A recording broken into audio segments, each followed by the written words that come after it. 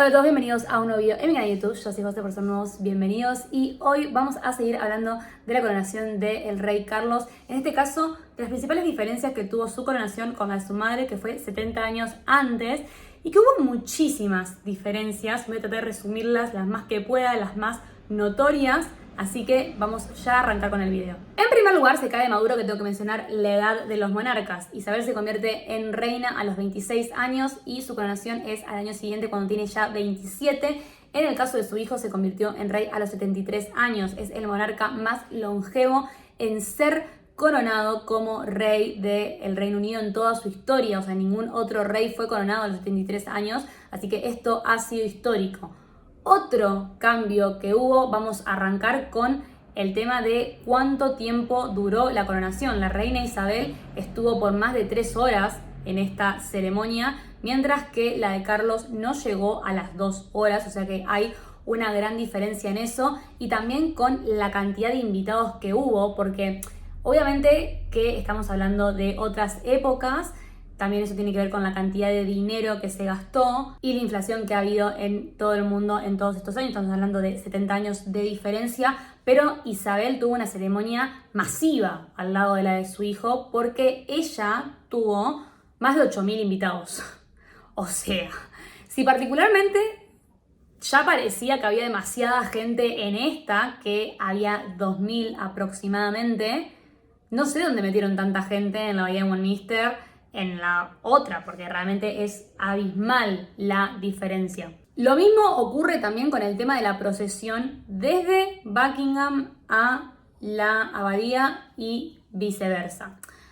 La procesión de ida de Isabel y de regreso fue de 5 millas, es decir, más de 7 kilómetros. Su hijo hizo muchísimo más corto este trayecto, no recorrió tantos lugares de la ciudad como se hizo su madre, porque no sé cuál habrá sido su criterio, pero el de Isabel fue que quería que la mayor cantidad de gente de su ciudad pudiera ver, obviamente la procesión, de la cual también participaron 16.000 personas, y obviamente fue mucho menor en el caso de su hijo.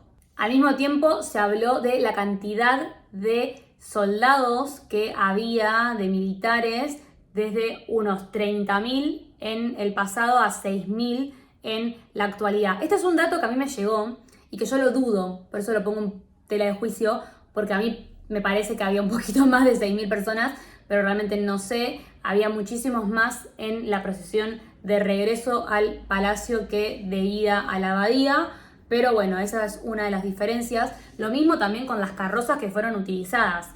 Isabel utilizó tanto de ida como de vuelta la carroza dorada, que es llamada Gold State Coach, que describió ese viaje como que había sido horrible. ¿Por qué? Porque tengamos en cuenta que esta carroza divina de oro macizo, son finas láminas de oro, necesita 8 caballos para poder tirarla. Es muy pesada. Su padre creo que fue el que le hizo poner unas gomas, porque si no las ruedas realmente rebotan mal en el asfalto en estos momentos. Es muy incómoda, no tiene ventilación prácticamente. Y bueno, su hijo la utilizó para regresar. O sea, no fue en esa.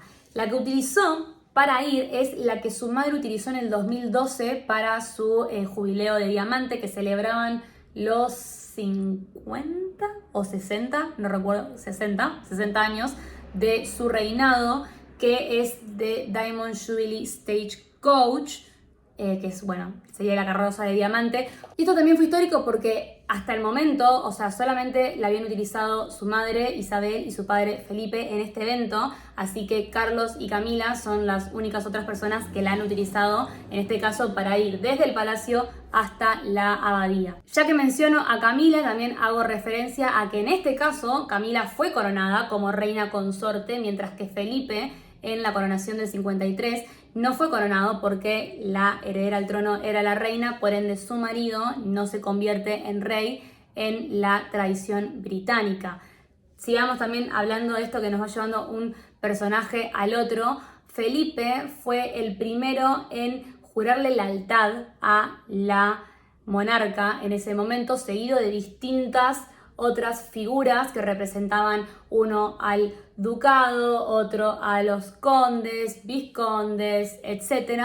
Y en este caso eso no se hizo porque, para hacerlo mucho más sencillo, solamente juró lealtad el arzobispo de Canterbury, que era quien estaba oficiando la ceremonia, y el príncipe William, que es el heredero al trono, príncipe de Gales, en representación de toda la realeza. Y después hubo algo distinto, que justamente el arzobispo leyó que todas aquellas personas que quisieran jurarle lealtad al rey se unieran a lo que él estaba diciendo en ese momento, que eso no se había hecho en el pasado. Y eso no fue lo único que se hizo por primera vez en una coronación, porque, por ejemplo, se introdujo la posibilidad de que participaran diferentes religiones a modo de simbolizar de que son todas bienvenidas en este reinado. Lo mismo ocurrió, por ejemplo, con la selección musical, que hubo una de las selecciones que representaba a la cultura griega, y esto fue obviamente un claro homenaje a Felipe de Edimburgo, el padre del rey Carlos III, que era de origen griego. Y, por ejemplo, también de este modo introdujeron la participación del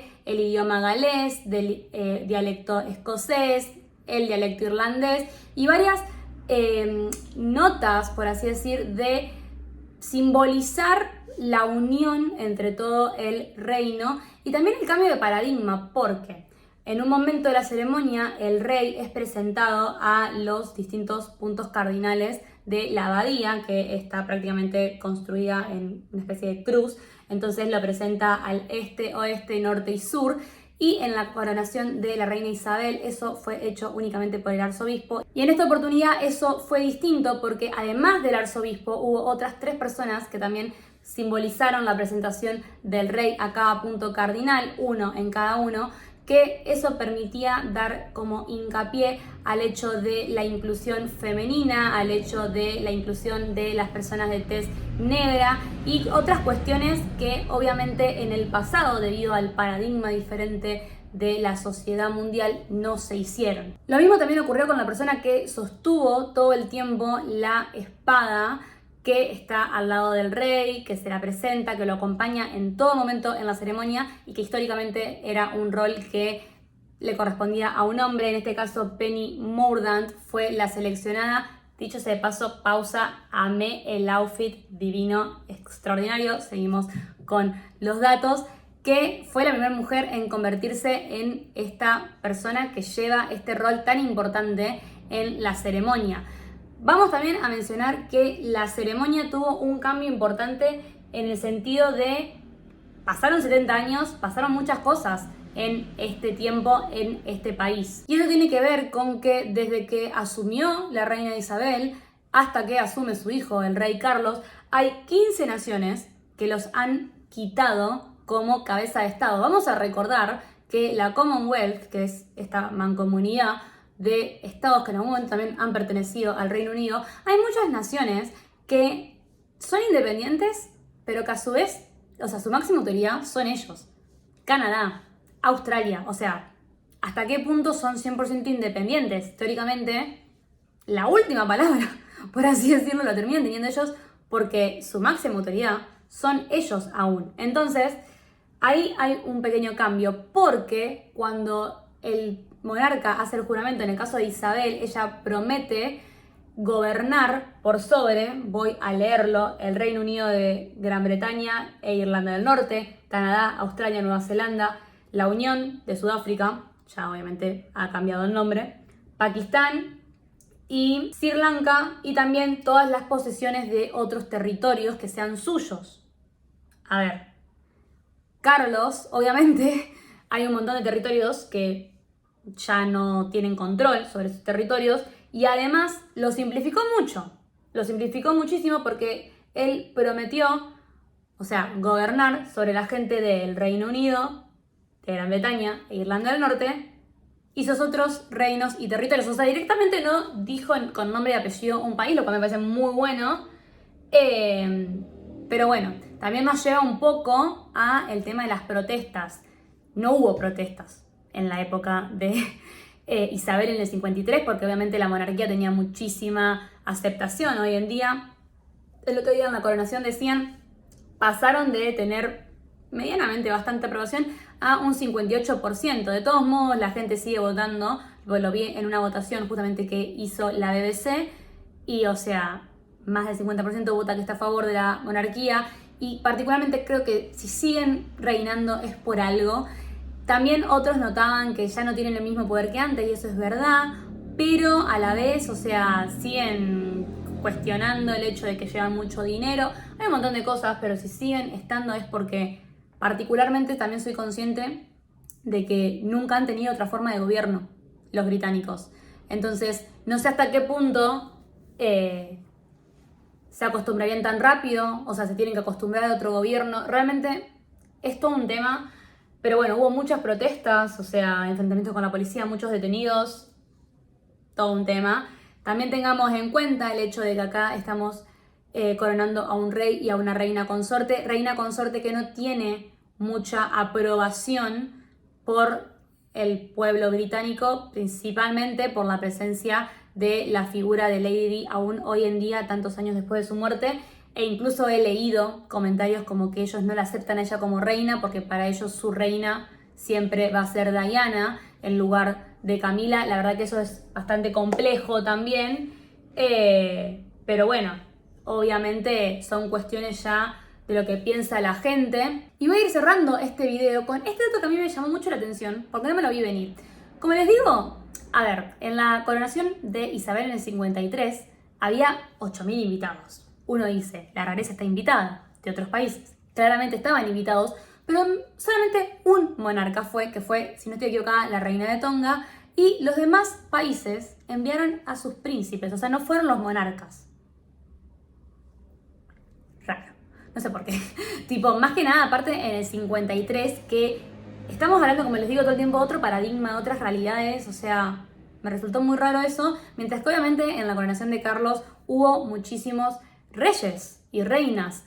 Sí hubo algo que fue en el banquete, que solamente podían ir 2 invitados por cada país, 2 representantes de cada nación.